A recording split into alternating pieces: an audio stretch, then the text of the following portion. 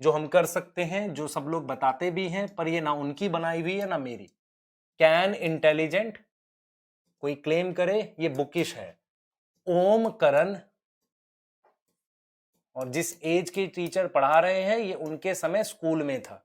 ओम Karan solve some foreign mafia operation. अब ये क्या है? ये शॉर्ट फॉर्म तरीका। निमोनिक्स मैं पसंद नहीं करता क्योंकि निमोनिक्स जो है बेसिक अंडरस्टैंडिंग खत्म कर देते हैं। आप शॉर्ट में याद तो कर लेते हो पर आप समझने की कोशिश नहीं करते। आप में से बहुत सारे बच्चों को इन चीजों की हैबिट हो गई है। माइंड मैप दे दो सर जी, माइंड मैप से बहुत फायदा होगा, कुछ नहीं फायदा होगा। माइंड मैप तब काम आते हैं जब चीजें समझ आ रखी हो। एक्चुअल में क्या होता है, आप सक्सेस की स्टोरी जानना चाहते हो सबसे, कि उसकी सक्सेस कैसे हुई सर वो बता दो, उसका टाइम टेबल दिलवा दो, एक सक्सेसफुल पर्सन के बारे में सारी स्टोरी बना दो। स्टोरीज बेटा खुद बनानी पड़ती है। स्टोरी का मतलब आप किसी और की स्टोरी से इंस्पायर नहीं होंगे। जब आप सक्सेसफुल होंगे तो आपकी स्टोरी होगी।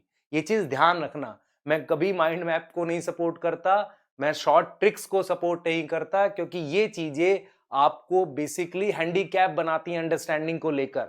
अगर आपने चीजें समझ ली हैं और सफिशिएंट रिवीजन दी है तो आपको माइंड मैप की क्या जरूरत है, आपको शॉर्ट फॉर्मूलेज की क्या जरूरत है। आप चाहते हैं कि आप एमबीबीएस करना चाह रहे हैं बिना पढ़े, तो ऐसी स्ट्रेटेजी को मैं सपोर्ट नहीं करता। आप उस नॉलेज के साथ वहां जाइए उस मेडिकल कॉलेज में जहां आप वहां भी टॉप करें। ऐसे मत जाइए कि आपने सिर्फ शॉर्ट ट्रिक से कुछ कुछ पढ़ लिया और वहां जाके आपको फिर अजीब फील हो रहा है। क्लियर?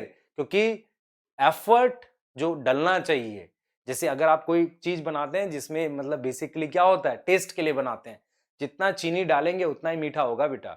आप किसी को देखकर कॉपी मत करिए, आप सिर्फ प्रॉपर पढ़ाई करिए। सबके पढ़ने के तरीके अलग होते हैं, सबके पढ़ने के मेथड अलग होते हैं। जब वो सक्सेसफुल हो जाते हैं तब वो मेथड सक्सेसफुल माना जाता है, पर वो उसका मेथड था। आपका क्या होगा, आप बस मिस्टेक पूछ लीजिए क्या की थी।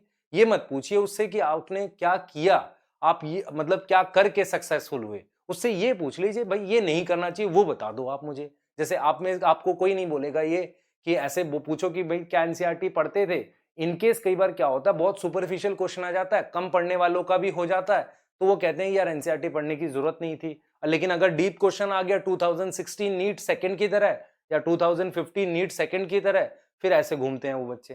ठीक है, तो बेटा हमारा एक्सपीरियंस ये कहता है, या हमने भी इतने फेलियर देखे हैं, फेल हो होकर हमने, मतलब मैं खुद डॉक्टर नहीं हूं लेकिन डॉक्टर बना रहा हूं।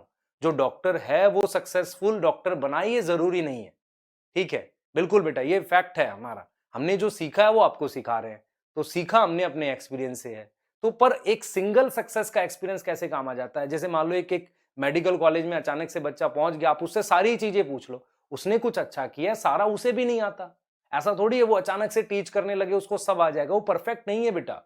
वो अपनी आपको शेयर कर सकता है एक्सपीरियंस, पर पढ़ना आपको पड़ेगा। मैं अभी भी सपोर्ट करता हूं, आपको एफर्ट करना पड़ेगा। मैं कभी भी शॉर्ट ट्रिक्स को सपोर्ट नहीं करता। चलो बात करते हैं।